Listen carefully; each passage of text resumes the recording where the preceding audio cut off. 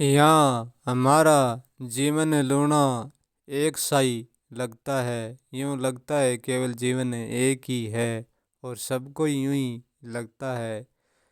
परंतु हमारा जीवन एक होकर भी एक नहीं है। यहाँ अलग है।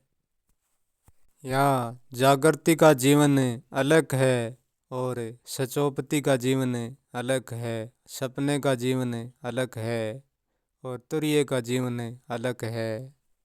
और ऐसे ऐसे जीवन सबका अलग अलग ही है। तुरैया और सचोपति कोई विशेष महत्व नहीं रखती। महत्व रखते हैं जागृति और सपना। हमारा एक जीवन सपने में बीतता है और एक जीवन जागृति में बीतता है।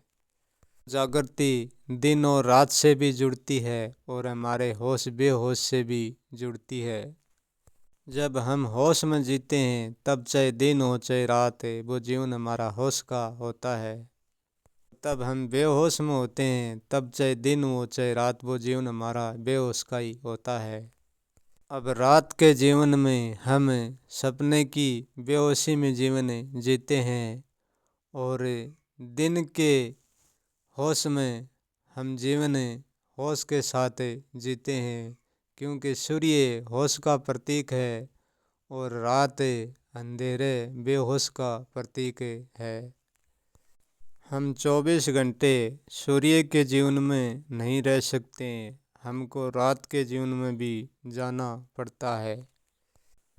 परंतु मज़े की बात तो ये है कि यहाँ का जीवन लूना हम हमारी मौज से नहीं जीते हैं।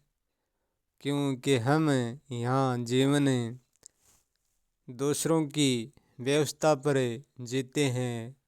दिन रात की व्यवस्था है, चेतन अचेतन की व्यवस्था है, ज्ञान अज्ञान की व्यवस्था है, भोग त्याग की व्यवस्था है, अच्छी बुरी की व्यवस्था है।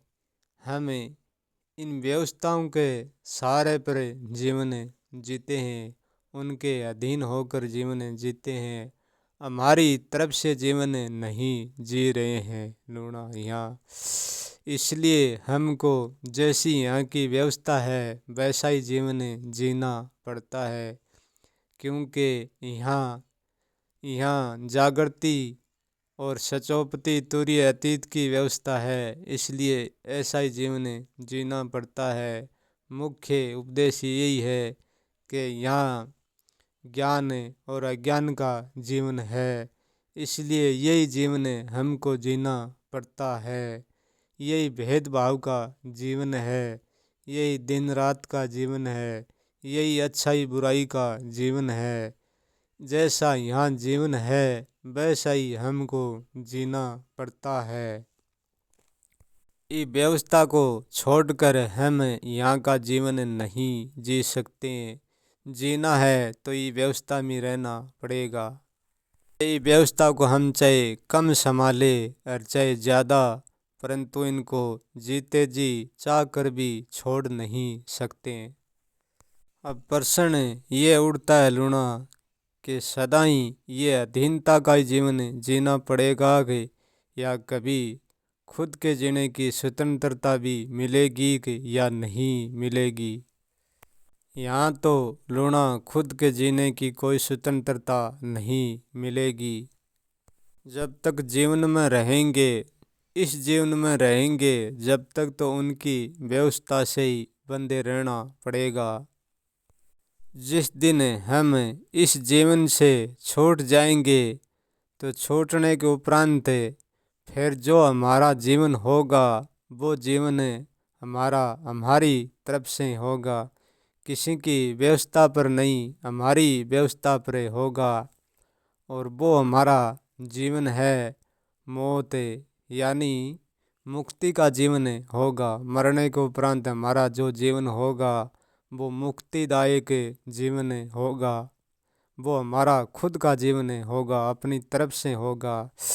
इसमें किसी की सहायता नहीं ली जाती, खुद का ही जीवन और खुद की सहायता होती है। सच्चा जीवन हमारा मुक्ति है, हमारी सच्ची यात्रा मौत ही है। यहाँ वो जीवन है, वो शुरुआत का अजर अमर है।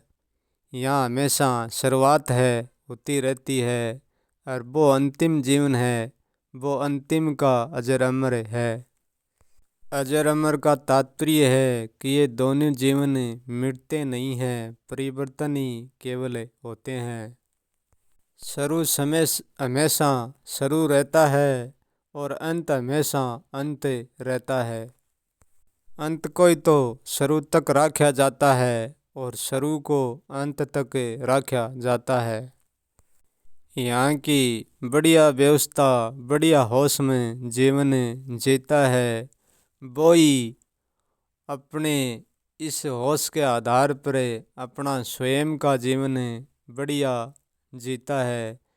यदि यहाँ बढ़िया होश और बढ़िया जीवन नहीं जी पाया है तो अपना जीवन भी वो बढ़िया नहीं जी पाएगा, क्योंकि जो खुद खुदा का जीवन होता है वो ही यहाँ के जीवन के आधार पर ही वो जीवन खड़ा होता है। ये जीवन तो खुदा का है, व्यवस्था का, और जो अपना जीवन होता है वो खुद का होता है। खुदा का जीवन खुदा की व्यवस्था से जिया जाता है और खुद का जीवन खुद की व्यवस्था से। दोनों जीवन एक सिक्के के ज्यों भेड़ा ही, फिर भी दोनों भिड़ता नहीं ही। हम तो अगले जन्म जीवन को जान लिया लूणा, हम तो मिटकर रहेंगे। अटल है चाहे जीवन हो चाहे मृत्यु।